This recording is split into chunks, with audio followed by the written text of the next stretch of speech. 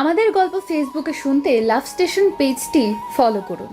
পেজের link description বক্সে দেওয়া আছে। ধন্যবাদ।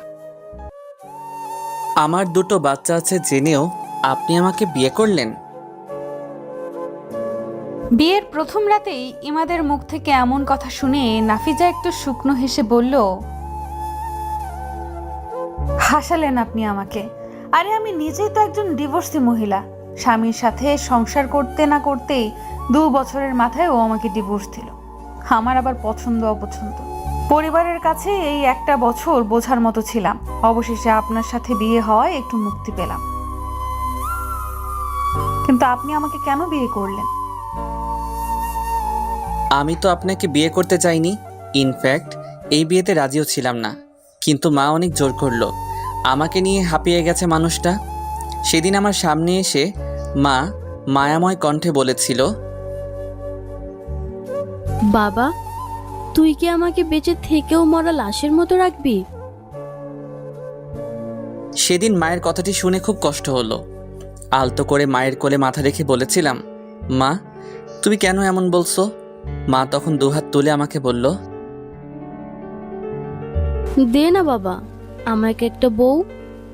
মানুষের জীবনে তো এমন দুঃখ সুখ থাকেই, কিন্তু তাই বলে কি তুই নিয়তির সাথে রাগ করে জীবনকে থামিয়ে রাখবি? সন্তানগুলোর কথা অন্তত ভাব। ওদের পুরো জীবনটা এখনো পড়ে আছে। ওদেরও তো মায়ের ভালোবাসা পাওয়ার অধিকার আছে। সেদিন কেন জানি মায়ের কথাগুলো খুব লাগলো। মায়ের মুখের দিকে তাকিয়ে আপনাকে বিয়ে করতে বাধ্য হলাম। ইমাদের কথা শুনে বিশাল ঘোমটার আড়ালে লুকিয়ে থাকা মেয়েটির চোখ দুটো অশ্রুতে ভিজে গেল। কিন্তু ইমাদ সে খবর নিল না, বরং তিক্ত কথা শোনাতে লাগলো। দেখুন, আমি আপনাকে কখনো স্ত্রীর মর্যাদা দিতে পারবো কিনা জানি না, তবে বন্ধু হিসেবে আপনাকে সবসময় সাহায্য করব। আর হ্যাঁ, আপনার আগের স্বামী আপনাকে ছেড়ে দিয়েছে কেন সেটাও আমি জানি না, তবে জানতেও চাই না, কারণ আপনাকে নিয়ে আমার কোনো মাথা ব্যথা নেই। তবে মায়ের থেকে যেটুকু শুনেছি আর এতক্ষণে আপনাকে যেটুকু দেখেছি, তাতে আমার মনে হচ্ছে আপনি খুবই পরহেজগার। আর সেই জন্যই হয়তো আমাদের বিয়েটাও মসজিদে হয়েছে। কিন্তু বুঝতে পারছি না, আপনি এত পরহেজগার হওয়া সত্ত্বেও আপনার হাজবেন্ড আপনাকে ছেড়ে কেন চলে গেছে? আবার সেই প্রশ্নটার সম্মুখীন। এই 1 বছরে মেয়েটি এই প্রশ্নটি শুনতে শুনতে প্রায় ক্লান্ত হয়ে যায়। ভেবেছে এবার একটু মুক্তি পাবে, কিন্তু তাও হলো না। ঘোমটার আড়ালে লুকিয়ে থাকা মেয়েটি ইমাদের প্রশ্নের কোনোই উত্তর দিল না। ইমাদ একটু সংকোচ করে তখন বলল, আসলেই কি আপনি ভালো, নাকি ভালো হওয়ার অভিনয় করছেন? নাফিজা তখন শান্ত কণ্ঠে বলল, হয়তো খারাপ, তাই আজ অব্দি কারো মনে জায়গা পেলাম না। আপনি কি আমার কথায় রাগ করেছেন? এমা, কি বলছেন? রাগ কি সবার উপর করা যায় বলুন?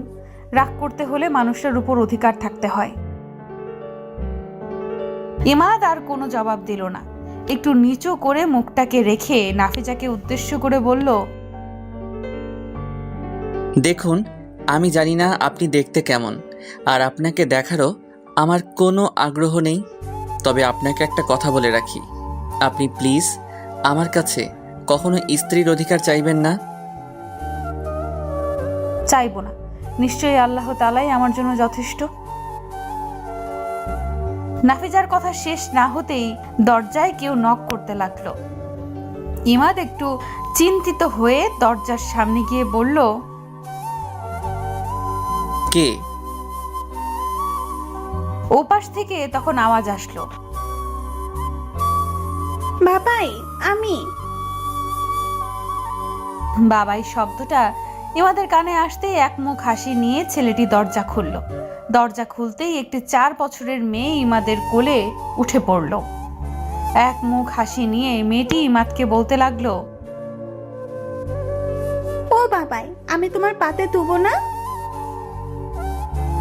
কথাটি নাফিজার কানে যেতেই নাফিজা খিলখিল করে হাসতে লাগলো। ওর হাসির আওয়াজ ইমাদের 9 বছরের মেয়ে নওরিনের কানে যেতেই ও বাবাকে রাগে স্বরে বলতে লাগলো, বাবাই, তোমার আর মায়ের ঘরে একে ওকে কেন এই ঘরে এনেছো? আর তাছাড়া ও এভাবে সেজে বসে আছে কেন? মেয়েটির এমন কথা নাফিজার কানে যেতেই নিমেষেই ওর হাসিটা উধাও হয়ে যায়। ইমাদ নওরিনের মাথায় হাত দিয়ে বলল, মামুনি, ও তোমার আন্টি হয়।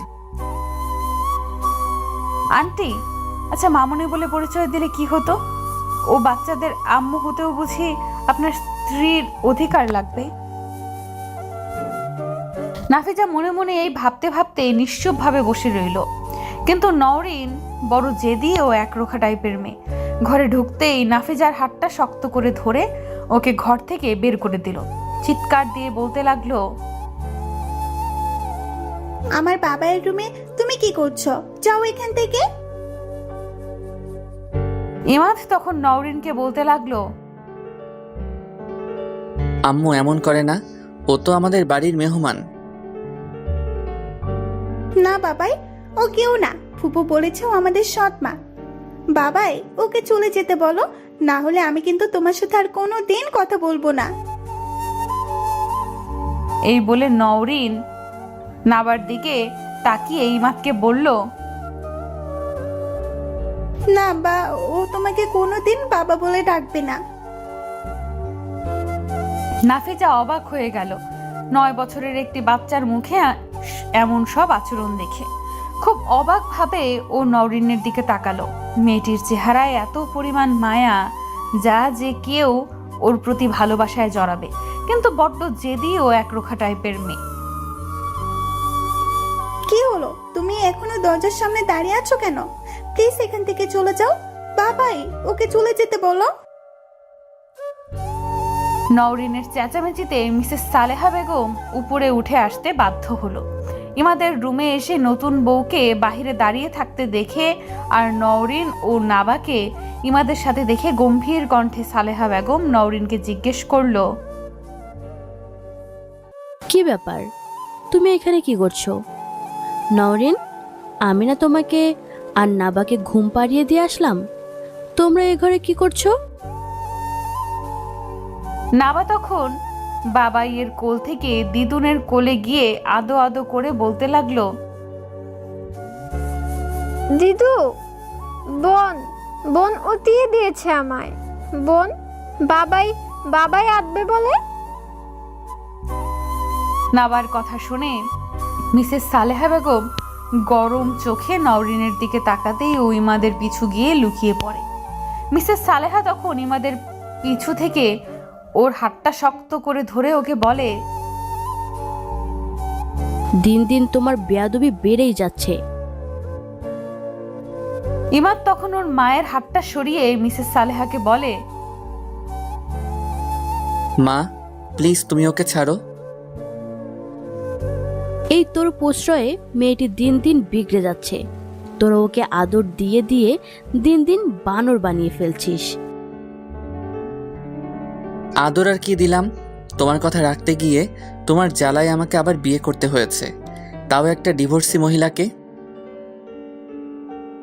ডিভোর্সি মহিলা শব্দটি যেন মেয়েটির একটা নাম হয়ে গেছে। একসময় নাফিজার খুব কষ্ট হতো যখন পাড়ার মহিলারা ওকে দেখিয়ে বলতো, দেখ মেয়েটি কি দিনদার, অথচ এত পরহেজগার হওয়া সত্ত্বেও স্বামীর ঘর করতে পারলো না, ডিভোর্স হয়ে গেল। কি যুগ রে বাবা, এরা আবার নাকি পরহেজগার। নাফিজার কাছে সেই কথাগুলো একসময় ভীষণ আঘাতের অস্ত্র ছিল, কিন্তু ধীরে ধীরে মেয়েটি একটা সময় এই কঠিন বাস্তবতার সাথে নিজেকে মানিয়ে নেয়। তাহলে আজ ইমাদের মুখ থেকে এই কথা শুনে কষ্ট পাওয়ার কোনো প্রশ্নই তো আসে না। কিন্তু তারপরেও হৃদয়ের মাঝে আজ কেন জানি পুরনো কষ্টটা আঘাত করতে পারলো আবার। নাফিজা বুঝে উঠতে পারলো না কেন এমন কষ্ট হলো। বিয়ের 2 দিন আগেও তো মা কথায় কথায় ঠ্যাস মেরে বলল, কপালে 2 বাচ্চার বাপ জুটেছে, এটা তো তোর ভাগ্য ভালো। না হলে যে মেয়ে নিজের স্বামীকে ডিভোর্স দেয়, আবার কেমন করে বিয়ে হয়? নিজের আপন মা যখন সব কিছু জেনেও এমন কথা বলে, তখন তো কষ্ট যন্ত্রণা দরুন জ্বালা পাওয়ার কথা। কিন্তু কই, সেদিন তো মায়ের কথায় আমার বিন্দুমাত্র কষ্ট হলো না। সমাজের আর 5টা স্বাভাবিক মানুষের তালিকায় মাকেও স্থান দিয়ে আমি সেই কষ্টটা নিমেষে দূর করে ফেললাম। তবে আজ কেন এই লোকটার কথায় পুরনো ক্ষতরা আবার মন পাজরে উৎপাত শুরু করলো? নাফিজা প্রশ্নের কোনো উত্তর পেল না। বুঝে ফেললো মেয়েটি আসলে এই পৃথিবীতে বেঁচে থাকাটা হয়তো সহজ, কিন্তু ভালোভাবে বেঁচে থাকাটা ভীষণ জটিল। আর সেই জটিলতায় আমাদের অনেক প্রশ্নের কোনো উত্তর হয় না, অনেক কিন্তুর কোনো কারণ হয় না, আর অনেক সম্পর্কের কোনো মানেই হয় না। সালেহা ইমাদের এমন কথা শুনে ইমাদকে রেগে গিয়ে বলে, তুমি দিন দিন আসলে যে কত পরিমাণ বিপথে যাচ্ছ তা আজ আমি টের পেলাম। ওকে ডিভোর্সে বলছো? তুমি কি? হ্যাঁ, তুমি তো। মা প্লিজ, আমি তোমাকে বলিনি আমি আবার বিয়ে করব। অতএব আমি কি, সে প্রশ্নটা এখানে আসছে কেন? আর এই বিয়েটাই আমার কাছে ছেলে খেলা ছাড়া আর কিছুই নয়। বিয়েটা তোমার কাছে ছেলে খেলা মনে হলেও তা আমার কাছে নয়। এই সংসারের আর তোমার যে অবস্থা, তা থেকে তোমাদের সকলকে সঠিক পথে আনার জন্যই আমি ওকে এ বাড়িতে বউ করে এনেছি। আর ও শুধু এ বাড়ির বউ না, আমার মেয়েও। মিসেস সালেহা বেগমের চিৎকারে নাজিফা ভাবনার জগৎ থেকে বিদায় নিল। মিসেস সালেহা তখন নাজিফাকে চেঁচিয়ে চেঁচিয়ে বলতে লাগলো, চুপ করে ওখানে দাঁড়িয়েছ কেন? ইমাদকে মুখের উপর কিছু বলে দিচ্ছ না কেন? আর এভাবে বড় করে ঘোমটা দিয়ে রেখেছো কেন? ঘোমটাটা সরাও। ইমাদ তখন মাকে উদ্দেশ্য করে বলল, না মা, উনি ঘুমটা সরাবেন না। মানে কি বলতে চাস তুই? আমি বলতে চাই, ওনাকে দেখার আমার বিন্দু মাত্র ইচ্ছে নেই। সো প্লিজ, উনি যেন আমার সামনে অ্যাটলিস্ট মুখটা না দেখায়। দিন দিন তুমি এত বিগড়ে যাচ্ছ কেন? একটা মেয়েকে বউ করে এনে ওকে প্রাপ্য সম্মানটুকুও কেন দিচ্ছ না তুমি? কারণ এই বিয়েতে আমি রাজি নেই বলে। মা প্লিজ, তুমি এসব নিয়ে আর কথা বলো না। তোমার জীবনটা নাকি আমি শেষ করে দিয়েছি। তুমি আমার কাছে বউয়ের আবদার করেছো, তাই বিয়ে করলাম। কিন্তু ওকে আমার স্ত্রীর পরিচয় দেবার আবদারটা যদিও করো, আমি মরে গেলেও রাখতে পারবো না। আর কেন পারবো না সেটাও তুমি ভালো করে জানো। হে আমার রব, আমাকে সব কিছুর সাথে মানিয়ে নেওয়ার তৌফিক দান করো। নিশ্চয়ই আপনি আমার জন্য উত্তম কিছু রেখেছেন। নিশ্চয়ই আপনি ধৈর্যশীলদের পছন্দ করেন। অতএব আমাকে তাদের ভেতরে অন্তর্ভুক্ত করো। নাজিফার এরুম বিড়বিড়িয়ে দোয়া করাটা সালেহার কানে যেতেই উনি নাজিফার সামনে এসে ওর হাতটা শক্ত করে ধরে বলল, বাইরে এভাবে দাঁড়িয়ে থেকে গুনগুন করেই কি তুমি রাতটা কাভার করবে? একটা কথা মনে রেখো, নিজের অধিকার নিজেকে আদায় করতে হবে, কখনো ছেড়ে দিও না। নাজিফা তখন ঠুনকো হেসে সালেহাকে বলল, আমি সবসময় এটা বিশ্বাস করি যে আর যাই হোক, ভালোবাসা আর অধিকার কখনো জোর করে আদায় করা যায় না। আর যে জোর করে আদায় করে সে সবচেয়ে বেশি বোকা। আমি সেই বোকাদের দলে অন্তর্ভুক্ত হতে চাই না। আমি ভালোবাসাকে ভালোবাসা দিয়ে, অধিকারকে অধিকার দিয়ে আদায় করব। ইমাদের কানে নাজিফার কথাগুলো যেতেই ইমাদ হেসে হেসে নাজিফাকে বলল, সেই স্বপ্ন আপনার কখনো পূরণ হবে না। এনিওয়ে মা, অনেক রাত হয়েছে, বাচ্চাদের এত রাত অবধি জাগা ঠিক হবে না। তুমি প্লিজ ওনাকে নিয়ে এখান থেকে যাও। আমি নওরিন আর নাবাকে নিয়ে একটু ঘুমাবো। মানে কি ইমাদ?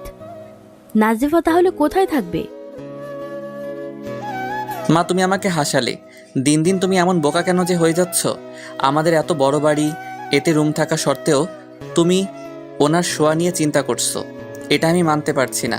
আসলে আমার মনে হয় তুমি ওনার এই ঘর থেকে বের হয়ে যাওয়াটাই মেনে নিতে পারছো না, তাই অজুহাত দেখাচ্ছ। ঠিক তাই, আমি ওর এ ঘর থেকে চলে যাওয়াটাই মেনে নিতে পারছি না, কারণ এটা ওর অধিকার। নাজিফা অমনি শাশুড়ির হাতকে আলতো করে ধরে বলল, থাক না, আমি না হয় অধিকারটা নাই বা চাইলাম, একদিন উনি নিজেই হয়তো এই অধিকারটা আমায় ফিরিয়ে দিবেন। মেয়েটির কথাগুলোই বেশ মায়া আছে, যা সহসা যে কাউকে ওর মায়ায় বাঁধতে পারে। কিন্তু নিয়তির পরিহাসে আজ মেয়েটি সমাজের কাছে বড্ড বেশি তুচ্ছ। তবে ওকে যে চিনেছে সেই ঝিনুকের ভেতরে মুক্তোর সন্ধান পেয়েছে। এইভাবে সালেহা ঠোঁটের কোণে এক শান্তির হাসি ফুটিয়ে নাজিফাকে বলল, তুই আমার এই সংসারকে আলোর পথে আনবি, আর সাথে আমার এই ছেলেটাকেও একদিন নিজের মতো করে গড়ে নিবি। তুই যেমন স্রষ্টাকে ভালোবাসিস, এই সংসারের মানুষগুলোকেও তার প্রতি ভালোবাসায় মগ্ন করবি। আর আমি তোকে কথা দিচ্ছি, আর যারা তোকে এই ঘর থেকে বের করে দিল, একদিন তারাই তোকে এই ঘরে ঠাঁই দিবে। এই বলে সালেহা নাজিফার হাতটা শক্ত করে ধরে ওকে টেনে নিজের ঘরে নিয়ে যায়। ইমাদ মেয়েদের নিয়ে দিব্যি নিজের ঘরের দরজাটা লাগিয়ে দেয়। ছেলেটার এরূপ আচরণ হয়তো নাজিফার কাছে ছেলেটিকে অমানুষ হিসেবে পরিচয় দিয়েছে। কিন্তু উপরওয়ালা জানে ছেলেটি কতটা কষ্টে দিন দিন এমন অমানুষ হয়ে গেছে। প্রতি রাতে জেগে থাকা বালিশ আর জানালার ফাঁক দিয়ে বাহিরে দেখা সোডিয়ামের আলোই জানে ছেলেটি কত রাত হাহাকার করে কেড়েছে। আজ ইমাদের চোখে পানিই নেই, অশ্রুটাও আজ হারিয়ে গেছে। কিন্তু এত কঠিন বাস্তবতার মাঝেও প্রিয় মানুষের শেষ আমানতটুকু তাকে আজও বাঁচিয়ে রেখেছে। নওরিন আর নাবার চেহারাগুলো আজও ইমাদকে হাজারো কষ্টের মাঝে বলতে বাধ্য করে, এই তো আমি সুখে আছি, এই তো আমি ভালো আছি। নাজিফাকে সালেহা বিছানার উপর বসিয়ে রান্নাঘরে গেল খাবার আনতে। সালেহা খাবার এনে দেখে মেয়েটি এখনো মাথায় এক হাত ঘুমটাটা দিয়ে বসে আছে। সালেহা নাজিফার কাছে গিয়ে কোনো কথা না বলেই নাজিফার ঘুমটাটাকে সরিয়ে ফেললো। অতঃপর দেখলো মেয়েটি কান্না করে চোখ দুটোকে লাল করে ফেলেছে। সালেহা অভিমান করে বলল, এটাই করতে পারবে, তাছাড়া আর কিছুই করতে পারবে না। নাজিফা চোখের জল মুছতে মুছতে বলল,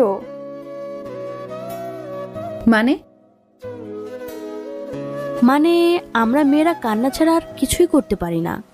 শোনো, একটা কথা মাথায় রাখবে, তোমার সুখ তোমার নিজেকেই আদায় করে নিতে হবে, বুঝলে?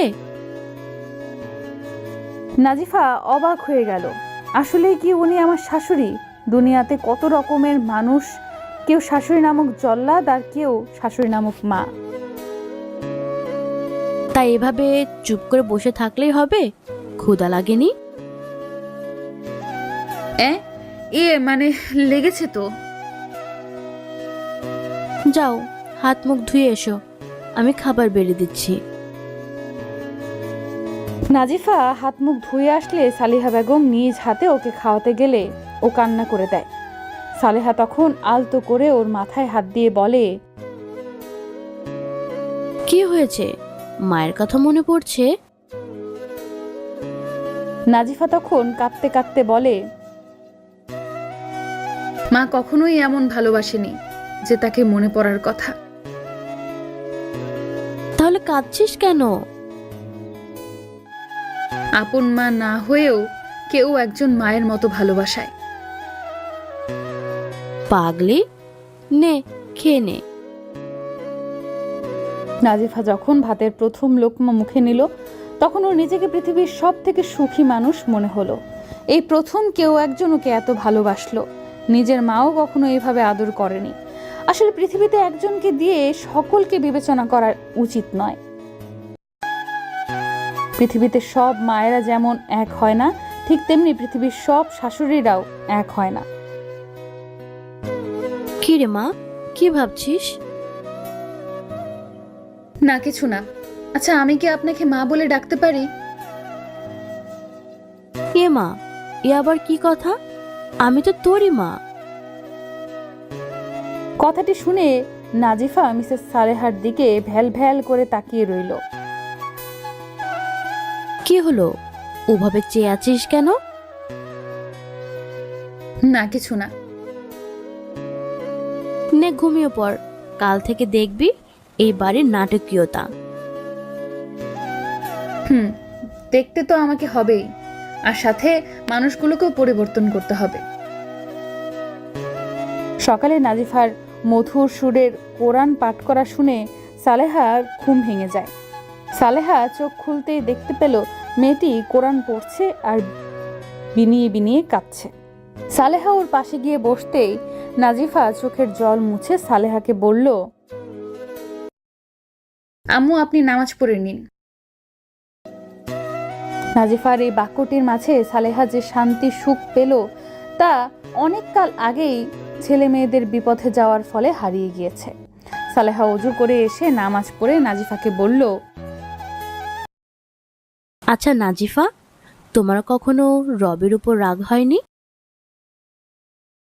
কেন? না মানে, তিনি তোমাকে এত কষ্ট দিচ্ছে অথচ তুমি তার হুকুম মেনে চলো, তাকে ডাকো। নাজিফা তখন হেসে বলল, রবের উপর রাগ করা যায় না মা, কিন্তু অভিমান করা যায়, যা নিমেষে আবার রবের সামান্য নেয়ামত পেয়ে ভালোবাসায় পরিণত হয়। আর রব কখনো তার বান্দাদের কষ্ট দেয় না, বরং পরীক্ষা করে দেখে তার বান্দা তাকে কত ভালোবাসে। তবে সবাইকে পরীক্ষা করে না। যারা তার হুকুম মেনে চলে, তাকে ডাকে, তার উপর ভরসা রাখে, রব কেবলই তাদেরই একটু বেশি পরীক্ষা করে। কিন্তু তাই বলে কি আমি বলতে পারি আমার রব আমাকে কষ্ট দিচ্ছেন? মাশাআল্লাহ, কি সুন্দর কথা। আচ্ছা আম্মু, এই বাড়ির কেউ সকালের নামাজ পড়ে না? সালেহা তখন একটি দীর্ঘ নিঃশ্বাস ফেলে বলল, আমি হয়তো ভালো নই রে মা, তাই হয়তো ছেলে মেয়েগুলোকে রবের সাথে পরিচয় করাতে পারলাম না। ফাহাদ মানে আমার বড় ছেলে, ও তো কোনো কালেই মানুষ হয়নি। ওর কাছে জীবন মানে একটাই। তাই মাস্তি, আড্ডা আর গার্লফ্রেন্ড ভেবেছিলাম বিয়ের পর মানুষ হবে, কিন্তু যাকে বিয়ে করলো সে নিজেই তো চাইনিজ। আর আমার ছেলেকে ও আর কি মানুষ করবে, নিজেই তো। সালেহা চুপ হয়ে গেল। তারপর ঠোঁটের কোণে ঠুনকো হাসি ফুটিয়ে বলল, অবশ্য অন্যের মেয়েকে কি বলবো, আমার নিজের মেয়ে নিতুকেই তো আজ ঠিক করতে পারলাম না। মাদ্রাসায় দিয়েছিলাম যাতে মেয়েটি একটু ঠিক হয়, কিন্তু কোথায় কার ভালো, দিন দিন আরো বেশি বেহায়াপনা হয়ে গেছে, পড়ালেখাও বন্ধ করে দিয়েছে। নাজিফা তখন একটু ক্ষীণ কণ্ঠে বলল, আর মা উনি? কে? ইমাদ? জানিস মা, ও আমার গর্ব করার সন্তান ছিল। কখনো ওর ভিতরে আমি সামান্যটুকু অনৈতিক কাজ দেখিনি। ছোটবেলা থেকেই ও 5 ওয়াক্ত নামাজ, আদর্শবান মানুষ হিসেবে গড়ে উঠেছে। ও অনেক ভালো একজন ডাক্তার, কিন্তু ওই যে কথায় আছে না, কাল যে মানুষটা আমের ছিল আজ সে ফকির হয়ে গেল। ইমাদেরও তাই হলো। মৃত্যুর মৃত্যুটা ও ঠিকভাবে নিতে পারছে না, মানবেই বা কিভাবে? আমার ছেলেটা যে ওকে খুব ভালোবাসতো, কিন্তু নাবা হওয়ার সময় ওর মারা যাওয়াটা আমার ছেলেকে এতটাই পাথর বানিয়ে দিয়েছে যে ও এখন ভুল করেও আল্লাহকে ডাকে না। নাজিফা তখন শান্ত কণ্ঠে বলল, আসলে মা, আমরা না আমাদের রবকে বুঝতেই পারি না। দুনিয়ার সামান্য ভালোবাসায় কত পরীক্ষা দিতে হয়, কিন্তু তারপরেও আমরা প্রিয় মানুষকে ভালোবাসি, ওকে নিয়ে থাকতে চাই। আর যখন কথায় কথায় কেউ বলে আমি রবকে ভালোবাসি, তখন কেন মা উনি আমাদের পরীক্ষায় ফেললে আমরা ওনাকে ভুলে যাই? সালেহা চুপ করে থাকে, কেননা এর উত্তর হয়তো সালেহার কাছেও নেই। আমরা মানুষরা তো এমনই। সকাল 9টায় ইমাদ বাচ্চাদের নিয়ে নিচে নামে। নাজিফা রান্নাঘর থেকে একটু আর চোখে চেয়ে আবার নিজের কাজে ব্যস্ত হলো। হঠাৎ কি যেন মনে করে নাজিফা আবার ইমাদের দিকে তাকালো, তারপর সহসা করে উঠল। মাশাল্লাহ, ছেলেরাও এত সুন্দর হয়। সত্যিই মানুষটা অনেকটাই সুন্দর। ইমাদ নিচে নামতেই সালেহাকে দেখলো সোফায় বসে আছে। সালেহার কাছে গিয়ে বলল, মা, নাবা আর নওরিনকে রেডি করে দাও স্কুলের জন্য।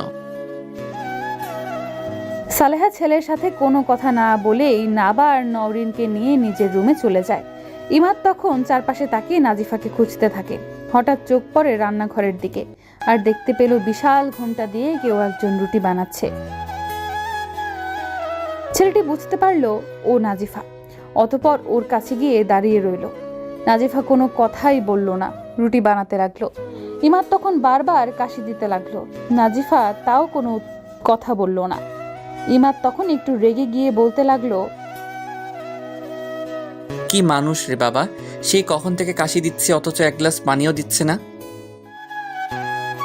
নাজিফা তখন গম্ভীর কণ্ঠে বলল, হাতের সামনেই পানি, একটু নিয়ে নিলেই তো হয়। ইমাদ তখন একটু রেগে গিয়ে বলতে লাগলো, এভাবে বলার কি আছে, আমি দেখতে পাইনি তো। এই বলে পানি খেতে লাগলো। এক গ্লাস নয়, 3-4 গ্লাস পানি খেয়ে ফেললো। নাজিফা তখন বলতে লাগলো, এত পানি খেলে তো পরে নাস্তা খেতে পারবেন না। খাবো না, তাতে আপনার কি? আমি এতক্ষণ এখানে দাঁড়িয়ে আছি, কই একটিবারও তো বললেন না কিছু লাগবে কিনা, বা আমাকে কি কিছু বলবেন? হাসালেন। আমার সাথে আবার আপনার কি কথা? ইমাদ তখন আরো এক গ্লাস পানি খেয়ে বলতে লাগলো, মানে আমি তো খুব ভালো ছেলে, বুঝলেন? কখনো কোনো মানুষকে কষ্ট দেই না, বুঝলেন? আমার আবার মানুষের প্রতি খুবই দয়া, এত দয়া যে আমি মাঝে মাঝে রাস্তায় তো পথশিশুদের দেখলে দুঃখ করি। তো বুঝলেন, আমি মানুষকে কষ্ট দেই না। এত ঘুরিয়ে পেঁচিয়ে না বলে কি বলতে চান সেটা বলুন। মানে আপনিও তো মানুষ, আপনাকেও তো কষ্ট দেওয়া উচিত নয়। তো কি? তো তো মানে কালকে রাতে আপনাকে মানে ডিভোর্সি বলার জন্য সরি। এই বলে ছেলেটি নিমেষে কোথায় যেন চলে গেল। সরি শব্দটি নাজিফার কানে যেতেই নাজিফা অবাক হয়ে গেল। ইমাদ সাহেব আমাকে সরি বললেন? আদৌ কি আমি ঠিক শুনেছি? অবশ্য ছেলেটি একটা সরি বলতে গিয়ে কত সংকোচ যে করলো, বাট শেষে সরিটা বলল। আসলে উনি ভালো, তবে নিজের ভালোটাকে মানুষের সামনে প্রকাশ করতেই ভুলে গেছে। এই যা। ঠোঁটের কোণে মলিন হাসি ফুটিয়ে মেয়েটি ভাবতে লাগলো, এত কটু কথা বলার পরও যখন মানুষটা একবার সরি বলল, তাও এত সংকোচ করে, তখন অভিমানগুলো সত্যিই নিমেষেই অজানা দেশে পাড়ি দিল। এই ভেবে নাজিফা আবার রুটি বানাতে লাগলো। এমন সময় সালেহার মেয়ে নিতু কানে হেডফোন দিয়ে নিচে নামলো। নাজিফাকে রান্নাঘরে দেখতে পেয়ে বলতে লাগলো, এই যে একটু তাড়াতাড়ি হাত চালা, সকালের নাস্তা কি দুপুরে খাওয়াবে? অমনি ফাহাদের বউ নাইট ড্রেস পরে নিচে নেমে নিতুকে বলতে লাগলো, good morning Nitu, what's happen? আর বলো না, খুব ক্ষুধা পেয়ে গেছে। বাট দেখো ওকে, ও এখনো নাস্তাই বানায়নি। কি করে পারবে বল, এসবের জন্য তো সংসার করতে পারিনি। ঠিক বলেছো, দেখো আমার কি পরিমাণ ক্ষুধা লেগেছে। সালেহা তখন বলতে লাগলো, আহারে, আমার মেয়েটা যে কি ক্ষুধা লেগেছে। সালেহাকে দেখতে পেয়ে নিতু চুপ হয়ে যায়। সালেহা তখন নাবা আর নওরিনকে ডাইনিং টেবিলে বসিয়ে নিতুর সামনে এসে বলল, তা মা, আপনার আজকে এত তাড়াতাড়ি ক্ষুধা পেয়ে গেল? আপনি তো নবাবজাদি, দুপুর 12টা ছাড়া আপনার ঘুমই ভাঙে না, আর একটা ছাড়া আপনার সকালে নাস্তাই হয় না। তা আজকে আপনি এত তাড়াতাড়ি উঠলেন যে? নিতু চুপ করে দাঁড়িয়ে রইল। ফাহমিদা তখন বলতে লাগলো, থাক না মা এসব কথা, তুমি চুপ করো, তোমরা দুজনেই তো একই ঘাটের মাঝি। তুমিও দেখি আজকে এত তাড়াতাড়ি নিচে নেমে আসলে। আর তোমাকে না বলেছি এসব নাইট ড্রেস পরে নিচে নামবে না? ওহ মা, এটা ফ্যাশন। এই ফ্যাশন করতে গিয়ে এই বাড়ির বড় বউয়ের সম্মানটা আবার হারিয়ে ফেলো না। মা, খাবার হয়ে গেছে, সবাইকে বসতে বলুন। নাজিফার মুখ থেকে এমন উক্তি শুনে ফাহমিদা রেগে গিয়ে নাজিফাকে বলতে লাগলো, যত বড় মুখ না তত বড় কথা। এসেছো এখনো একদিনও হয়নি, আর এখনই আমার সাথে এরূপ আচরণ। কেন বৌমা, ও কি ভুল বলেছে? ও তো ঠিকই বলেছে। তুমি ইমাদের সামনে এসব পরে হাঁটলে বড় ভাবি হিসেবে তোমাকে মানায়? আজকে ইমাদ আসুক, তারপর দেখাচ্ছি মজা। হঠাৎ ইমাদ সিঁড়ি দিয়ে নামতে নামতে বলতে লাগলো, কি হয়েছে? এত চেঁচামেচি কেন? বৌমনি, কি হয়েছে? তুমি এত রেগে আছো কেন? আর বলিস না ভাই, তোর বউ তো প্রথম দিনই আমার মুখের উপর কথা বলছে, আমার পোশাক আশাক নিয়ে পর্যন্ত মন্তব্য করছে। ইমাদ ফাহমিদার মুখ থেকে কথাগুলো শুনে কোনো কিছু না ভেবেই নাজিফার কাছে গিয়ে ওর হাতটা শক্ত করে ধরে বলল, মানবতার খাতির একটা সরি বলেছি বলে আপনি কি সাপের 5 পা দেখেছেন? নাজিফা কোনো কথাই বলল না, অনায়াসে ইমাদের সব কথা শুনতে লাগলো। ইমাদ ওর এরূপ নিশ্চুপতা দেখে অবাক হয়ে গেল। মানুষ এত ধৈর্যশীলতা কিভাবে হয়? কি ব্যাপার, কথা বলছেন না কেন? লিসেন, যান বৌমনির কাছে গিয়ে মাপ চান। দেখুন, আমি ওনাকে খারাপ কিছুই বলিনি, জাস্ট বললাম যে উনি সব পরে আমার সামনে আসাটা ঠিক মানায় না। দেখেছি ইমাদ, আবার সে একই কথা বলছে, যত বড় মুখ নয় তত বড় কথা। আজ তোমার দাদা ভাইয়ের কাছে যদি আমি না বিচার দিয়েছি তাহলে আমার নাম ফাহমিদা না, আর ও যদি আমার কাছে মাফ না চায় তাহলে আমি আজ কোনো খাবারই খাবো না, এই বলে দিলাম। এই বলে ফাহমিদা নিজে ঘরে চলে গেল। সালেহা তখন একটু মুচকি হেসে বলল, উফ, বাঁচলাম। কেন যে আমার বড় ছেলে এর মতো একটা মেয়েকে বিয়ে করেছে আল্লাহই জানে। একটু তাড়াতাড়ি কর বাবা, নাবার নওরিনের স্কুল আছে তো। ইমাদ আর কোনো কথাই বলল না। ও বুঝেছে ফাহমিদার কাজেই শুধু ঝগড়া করা। এখন ওর মনে পড়ে মিতুর সাথে সামান্য কারণ নিয়ে কি পরিমাণ ঝগড়া করত। ইমাদ ভাবছে, তবে মিতু এই মেয়েটির মতো নিশ্চুপ থাকতো না। মিতুকে যদি বৌমনি বলতো একটা, মিতু বলতো 100টা। এখনো মনে পড়ে শুধুমাত্র বৌমনির কারণে ও কতবার আমাকে বলেছিল চলো আমরা আলাদা হয়ে যাই, কিন্তু এই কথাটি কখনই আমি মায়ের কান অবধি আসতে দেইনি। কারণ আমি জানতাম মা আর যাই হোক আমাদের 2 ভাইয়ের আলাদা হয়ে যাওয়াটা কখনোই মেনে নিতে পারবে না। কেননা বাবা মারা যাওয়ার পর আমি আর দাদা ভাইয়ের তো মায়ের কাছে সব।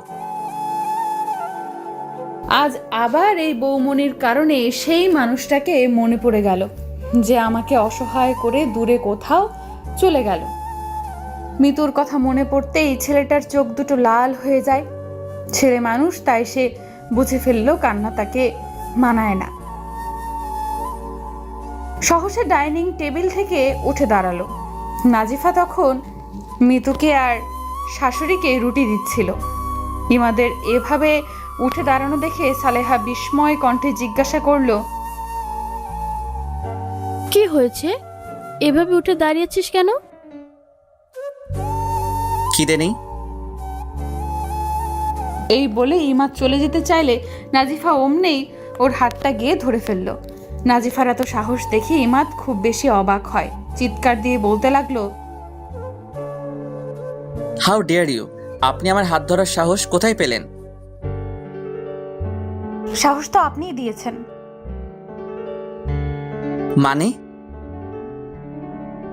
মানে হলো আপনি যখন আমার অনুমতি না নিয়ে আমার হাত ধরার সাহস পেয়েছেন, ঠিক তেমনি আমিও আপনার অনুমতি না নিয়ে আপনার হাত ধরার সাহস পেয়েছি। নাজিফার এমন উত্তর শুনে সালেহা খুশিতে বলতে লাগলো, শাবাশ মা। ইমাদ অবাক হয়ে গেল। ঘোমটার আড়ালে লুকিয়ে থাকা এই মেয়েটি সত্যিই অদ্ভুত। এত খারাপ কথা বলি, কিন্তু তারপরেও। কি হলো, কি ভাবছেন? না, কিছু না। যান, টেবিলে গিয়ে বসুন। আমি কি আপনার কথা শুনবো নাকি? কে আপনি যে আপনার কথা শুনতে হবে? আমি হয়তো আপনার কেউ না, কিন্তু দেখুন, না খেয়ে থাকলে তো আর সবকিছু সমাধান করা যায় না। তাই বলি কি, এত কথা না বলে খেতে বসুন। নাবাও তখন বলতে লাগলো, বাবাই আতো আতো। মেয়ের কথা ফেলতে না পেরে ইমাদ খেতে বসে। নাজিফা সবাইকে খাবার দিয়ে এক পর্যায়ে নাবাকে নিজের হাতে জ্যাম আর পাউরুটি খাওয়াতে গেলে নওরিন নাজিফার হাতটা ধরে ফেলে। চোখগুলোকে বড় বড় করে নাজিফাকে বলতে লাগলো, তুমি একদম আমার বোনকে খাওয়াবে না। নাজিফা একটু স্নেহময় কণ্ঠে নওরিনকে তখন বলল, মা, ও তো ছোট, ওকে আমি খাইয়ে না দিলে ও খাবে কি করে? নওরিন তখন হাসতে হাসতে বলল, আপনি তো মাত্র একদিন হয়ে এসেছেন, এতদিন আমার বোনকে দিদুনেই খাইয়ে দিত, সুতরাং আজকে না হয় দিদুনেই খাইয়ে দিবে। নিতু নওরিনের কথাগুলো শুনে মনে মনে বলতে লাগলো, গুড নরিন, এটাই তো আমি চেয়েছি, আর তুই করেছিস। Very good. ইমাদ নিজেই হতভম্ব হয়ে গেল নওরিনের এরূপ আচরণ দেখে। মাত্র 9 বছর বয়স, অথচ এই বয়সেও এত পরিমাণ খারাপ হয়ে গেছে। হয়তো মেয়েটিকে আমারও পছন্দ না, কিন্তু তাই বলে আমি যেরূপ আচরণ করতে পারি ও তো তা পারে না, কেননা ও তো বাচ্চা। আর তাছাড়া শত হোক নাজিফা তো ওর মায়ের মতোই। এই ভেবেই ইমাদ নওরিনকে অনেক জোরে একটা ধমক দিল। নওরিন অমনেই কান্না করে দিল। নাজিফা তখন ওকে জড়িয়ে ধরতে চাইলে ও তখন নাজিফাকে বলে, ডন্ট টাচ মি, তোমার জন্য বাবাই এই প্রথম আমাকে বকা দিয়েছে। এই বলে না খেয়ে চলে গেল। নাজিফা তখন ইমাদকে বলল, এটা আপনি কেন করলেন? ও তো ছোট মানুষ, আর ছোট মানুষদের ভালোবাসা দিয়ে বোঝাতে হয়, ধমক দিয়ে নয়। আপনি চুপ করুন, সব আপনার জন্যই হয়েছে। জাস্ট আপনার জন্যই আমি আমার মেয়েকে এই প্রথম বকেছি। এই বলে ইমাদ না খেয়ে বাড়ি থেকে বের হয়ে যায়। নিতু তখন সালেহাকে উস্কানির জন্য বলতে লাগলো, দেখেছ কি মেয়ে বউ করে আনলে? যে ভাই কখনো না খেয়ে বাড়ি থেকে বের হতো না, আজ এই প্রথম সে না খেয়ে বাড়ি থেকে বের হয়ে গেছে। শতহোক ছেলে তো না খেয়ে বাড়ি থেকে বের হয়েছে, এটা সত্যি। সালেহার খুব খারাপ লাগে। নিতুকে কোনো কিছু না বলেই সালেহা নিশ্চুপভাবে রুমে চলে গেল। নিতু তা দেখে মহা খুশিতে গান গাইতে লাগলো আর নাস্তাটা নিয়ে উপরে চলে গেল। নাজিফার চোখ দুটো জলে ঝাপসা হয়ে যায়। উপরের দিকে তাকিয়ে আল্লাহকে বলতে লাগলো, আমি কি কখনোই কাউকে সুখী করতে পারবো না? আল্লাহ, আপনি কি কখনোই আপনার এই বান্ধাকে একটু সুখ দিবেন না? নিশ্চয়ই আল্লাহ আপনি আমাকে সাহায্য করবেন, কিন্তু আর কতদিন আমি এভাবে মানুষদের কষ্ট দিব? অমনি 2 ফোঁটা অশ্রু নাজিফার গাল বেয়ে গড়িয়ে পড়ল। ঠিক তখনই নাবা নাজিফার আঁচল ধরে টান দিল।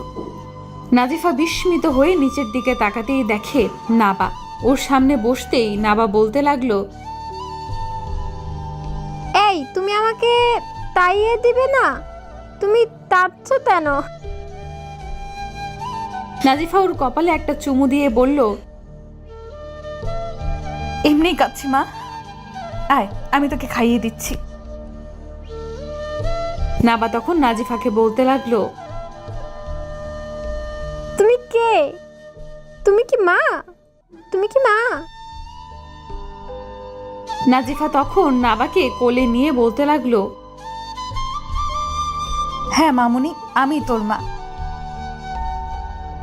নওরিন অমনেই নাজিফার সামনে এসে বলতে লাগলো, না, তুমি মা নও, ফুপু বলেছে তুমি সৎ মা। না বা, ওনার কোল থেকে নাম বলছি। উনি আমাদের মা নন। এই বলে নওরিন নাবাকে জোর করে নাজিফার কাছ থেকে নিয়ে যায়। নাবা কাঁদতে থাকে আর বলতে থাকে, মা আমি দাবো, মা আমি তোমার তাতে দাবো। সকাল 10টায় নাজিফা সালেহার কাছে গিয়ে জিজ্ঞাসা করে, মা আপনি কি আমার উপর রাগ করেছেন? সালেহা তখন একটু হেসে বলল, না, কেন রাগ করব? কিন্তু মন খারাপ, আসলে ছেলেটা কখনো না খেয়ে এভাবে বাড়ি থেকে বের হয়ে যায়নি তো, আর নওরিনও না খেয়ে আছে তাই। আচ্ছা মা, ওনাদের সব থেকে পছন্দের নাস্তা কি আপনি জানেন? জানবো না কেন? আসলে নওরিন আর ইমাদ দুজনেই আলু পরোটা খুবই পছন্দ করে। আলু পরোটা দেখলে দুজনেই লোভ সামলাতে পারে না। আগে বলবেন না মা, আসলে এই আলুর পরোটা আমার বাবাও খুব পছন্দ করত। বাবার জন্য বানাতে বানাতে এই পরোটার সাথে আমার একটা বন্ধুর সম্পর্ক হয়ে গেছে, তাই আমার হাতের আলুর পরোটা মানেই সেই। সালেহা তখন বলল, তাহলে তুমি তাড়াতাড়ি করে কয়েকটা আলুর পরোটা বানিয়ে ফেলো। আমি কদমকে বলি ইমাদের চেম্বারে নিয়ে যেতে। কিন্তু নওরিন? ও তুমি চিন্তা করো না, ওকে খাওয়ানোর দায়িত্ব আমার। এই বলে নাজিফা তাড়াতাড়ি করে রান্নাঘরে গিয়ে আলুর পরোটা বানালো। টিফিন বক্সে কয়েকটা ইমাদের জন্য চেম্বারে পাঠিয়ে দেয়, আর কয়েকটা নিয়ে নওরিনের ঘরে যেতেই দেখে মেয়েটি পেটে হাত দিয়ে বসে আছে, মুখটা শুকিয়ে গেছে। নাবা সামনেই বসে খেলছে। দুজনে এখনো স্কুল ড্রেসটাও খোলেনি। আমার উপর রাগ করে আজকে স্কুলে যায়নি বুঝলাম, কিন্তু ড্রেসটাও খুললো না। এই ভেবে নাজিফা একটা কাশি দিল। ওর কাশির আওয়াজ নাবার কানে যেতেই নাবা বলে উঠল, মা তুমি আত্ম। নওরিন অমনি দরজার দিকে তাকাতেই নাজিফাকে দেখে বলে উঠল, তুমি আমার ঘরে কেন? নাজিফা একটু নিচু স্বরে নওরিনকে তখন বলল, তোমার জন্য নাস্তা নিয়ে এসেছি। আমি খাবো না। দেখো, আমার উপর রাগ করে তো আর না খেয়ে থাকা উচিত নয়। খেয়ে নাও মা, নাও। বললাম না আমি খাবো না। ঠিক আছে, তুমি না খেলে আমি খেয়ে ফেলছি। আলুর পরোটা আমারও খুব প্রিয়। আলুর পরোটা শুনতেই নওরিন একটু আমতা আমতা করে বলল, তো তোমার হাতে ওটা আলুর পরোটা? হ্যাঁ তো। কে বানিয়েছে, তুমি? আসলে আমার বাবা বলতেন আমার হাতের আলুর পরোটা নাকি অনেক মজা। তো কি হয়েছে, এগুলো আমাকে শোনাও কেন? আমি খাবো না। ঠিক আছে, আমি তাহলে যাই। অমনি নওরিন বলল, এই শোনো। নাজিফা তখন বলল, তুমি আমাকে বলছো? আসলে তুমি যেহেতু এতবার বলছো তো একটু খেয়ে দেখতে পারি। নাজিফা নওরিনের কথাটি শুনে খুশি হয়ে গেল। নওরিনের কাছে গিয়ে বসে ওর সামনে খাবারটা দিল। নওরিন তখন একটু সংকোচ নিয়ে বলল, খাবো? ও মা, এ আবার কেমন কথা, খাও। নওরিন খেতে লাগলো। পরোটাগুলো ওর এতই ভালো লেগেছে যে ও নাজিফাকে বলতে লাগলো, তুমি তো ভালো রান্না করতে পারো। ধন্যবাদ। নাজিফা তারপর কিছু সময় চুপ থেকে নওরিনকে বলল, আচ্ছা মা, তুমি কেন আমার উপর রাগ করো? আমি তো তোমার সাথে কোনো খারাপ আচরণ করি না, আর বড়দের সাথে এমনভাবে আচরণ করলে যে আকাশের মালিক খুব অসন্তুষ্ট হয়। নওরিন অমনি খাবারটা রেখে কৌতূহল নিয়ে নাজিফাকে জিজ্ঞেস করলো, আল্লাহ বুঝি খুব অসন্তুষ্ট হয় আমি বড়দের সাথে খারাপ আচরণ করলে?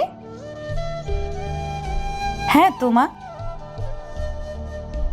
কিন্তু আমি তো বড়দের সাথে খারাপ আচরণ করি না, আমি শুধু তোমার সাথে খারাপ আচরণ করি, কারণ ফুপু বলেছে তুমি নাকি আমাকে আর না পাকে বাবার কাছ থেকে। অমনেই নিতু ঘরে ঢুকে যায়। নওরিনের দিকে চোখ বড় বড় করে তাকিয়ে হাত দিয়ে ইশারা দিয়ে বলে, ওকে চুপ থাকতে। নওরিনও চুপ হয়ে গেল। নাজিফা নওরিনকে তখন বলে, কি হলো মা, চুপ হয়ে গেছো কেন? কি বলেছে ফুফু, আমাকে বলো। নিতু তখন নাজিফার সামনে এসে বলতে লাগলো, আমার নামে তুমি নওরিনকে কি বলছো? নাজিফা নিতুকে দেখে বুঝতে পারলো নওরিন কেন চুপ হয়ে যায়, এবং এও বুঝতে পারে একটি 9 বছরের মেয়ের এরূপ আচরণের পিছনে আমরা বড়রাই দায়ী। বাচ্চারা কখনোই খারাপ মন মানসিকতার হয় না। তাদের নির্মল হৃদয়কে যদি কোনো অপবিত্র ব্যক্তি তাদের নিজের মনের মতো গড়ে, তখনই সেই বাচ্চাটির হৃদয়ে অপবিত্রতা বাসা বাঁধে। কি হলো, চুপ করে আছো কেন? কানে কথা যায় না? আমার নামে কি বলে তুমি নওরিনের কান ভারী করছো? এই জন্যই বলি নওরিন কেন হঠাৎ চুপ হয়ে গেছে। মানে কি বলতে চাইছো? না কিছু না, অন্তত এই বাচ্চাদের সামনে তোমাকে আমার কিছুই বলার নেই। এসো ড্রয়িং রুমে এসো। নাজিফা নিতুকে ড্রয়িং রুমে এনে জিজ্ঞাসা করতে লাগলো, তুমি নওরিনকে কি বলেছো? মানে আমি আবার নওরিনকে কি বলবো? কিছুই বলনি? না তো। এনিওয়ে, তোমার সাথে পরে কথা বলবো, আমি এখন বাইরে যাচ্ছি।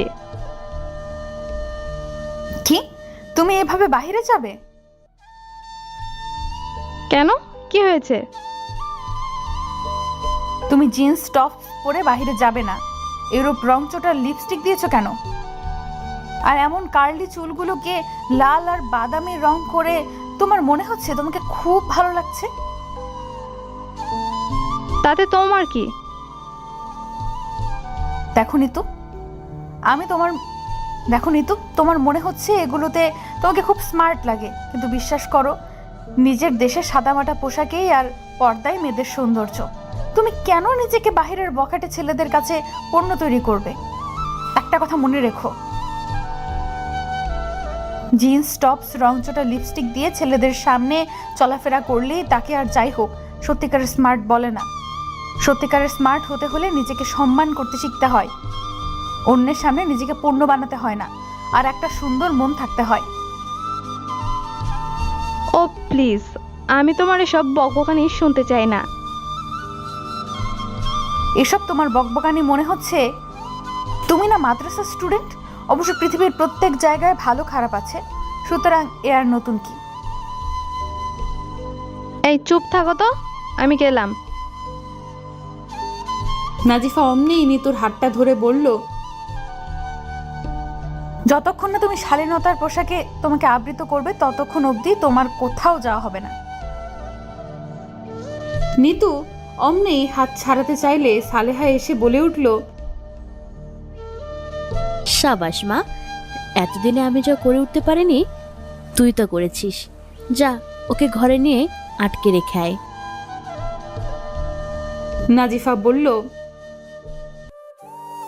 তা করা লাগবে না মা, ও যদি এভাবে বাইরে যায় তাহলে আজ ওকে আর এই বাড়িতে ঢুকতে দিবেন না। সালেহা তখন বলে উঠল, ঠিক আছে মা, তুই যা বলবি তাই হবে। নিতু তো নাজিফার উপর রেগে ওর সামনে এসে চেঁচিয়ে চেঁচিয়ে বলল, কাজটা ঠিক করলে না, আমি তোমাকে দেখে নিব। ওপর থেকে ফাহাদ আর ফাহমিদা তখন নিচে নামতে নামতে বলল, আবার কি হলো? নিতু তখন বলল, কি হবে বৌমনি, তোমাকে যেমন অপমান করেছে আমাকেও তাই করছে, আর দেখো মাথাতে সাই দিচ্ছে। ফাহাদ তখন সালেহাকে বলল, মা, এটা আপনি ঠিক করছেন না। ও আমার বউকে ইনসাল্ট করেছে। এ বাড়িতে এসেছে ও এখনও একদিনও হয়নি, অথচ আমার বউয়ের পোশাক আশাক নিয়ে মন্তব্য করছে। ঠিক করেছে তোর বউ, যেমন পোশাক আশাক পরে তেমনই মন্তব্য করেছে।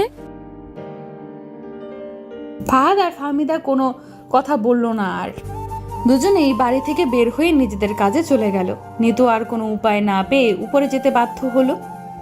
এদিকে কদম ফিরে আসলে নাজিফা ওকে জিজ্ঞেস করে,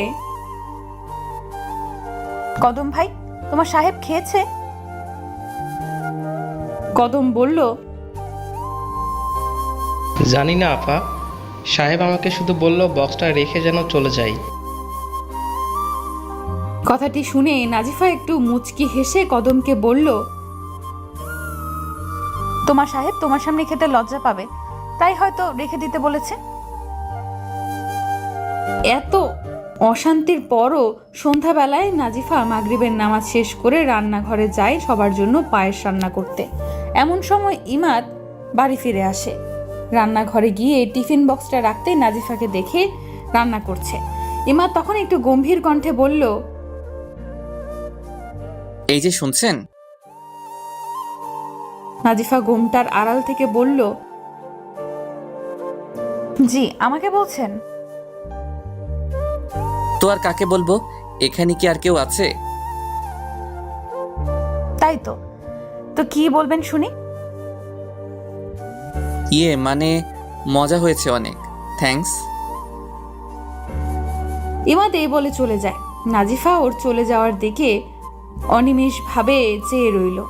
ছেলেটাকে বুঝতেই পারছি না, কখনো ভালো তো কখনো খারাপ, কখনো নরম তো কখনো গরম। এদিকে নিতুকে বাড়ি থেকে বের হতে না দেওয়ায় নিতু নওরিনের ঘরে যায়।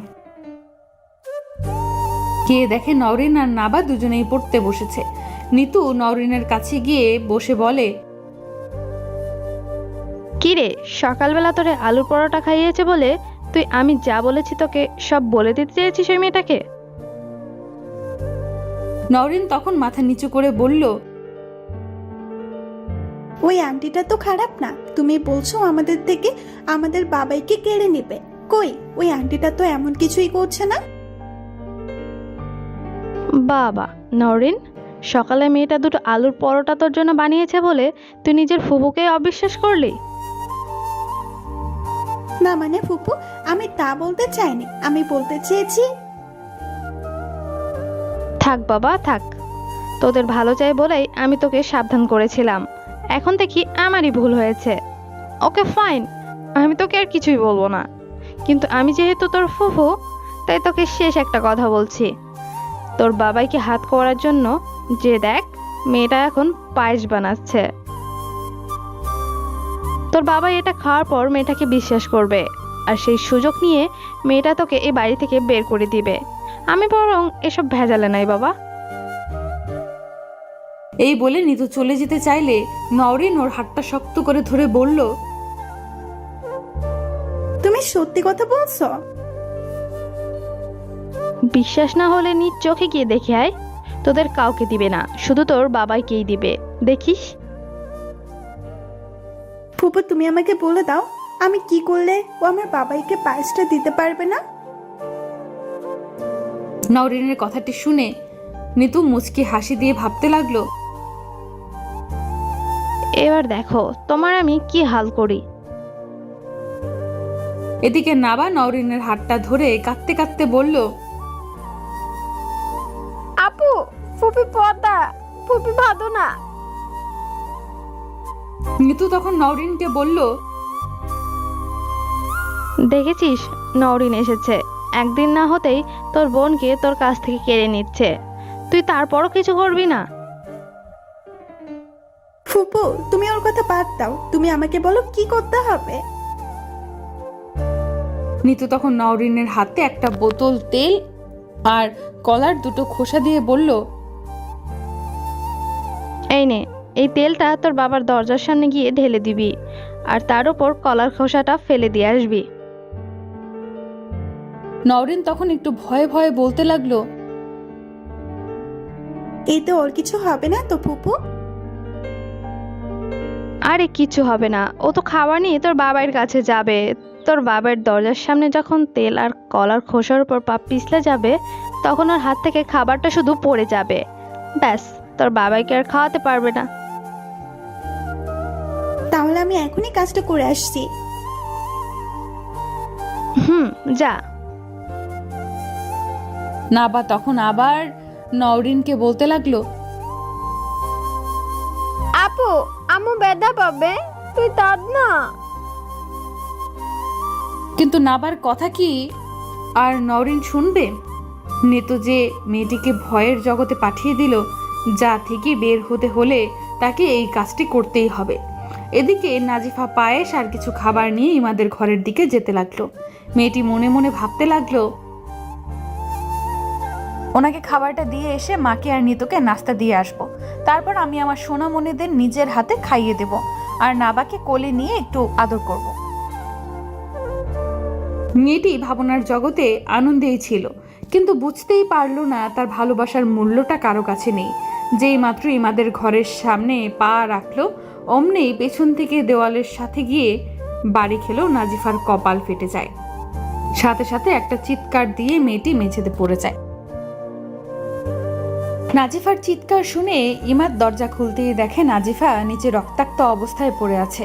নাজিফার এই অবস্থা দেখে ইমাদের মিতুর মৃত্যুটা চোখের সামনে ভেসে উঠল। মনের ভেতর ভয়েরা বাসা ভাবতে লাগলো, এই মেয়েটিও যদি মৃত্যুর মতো মরে যায়।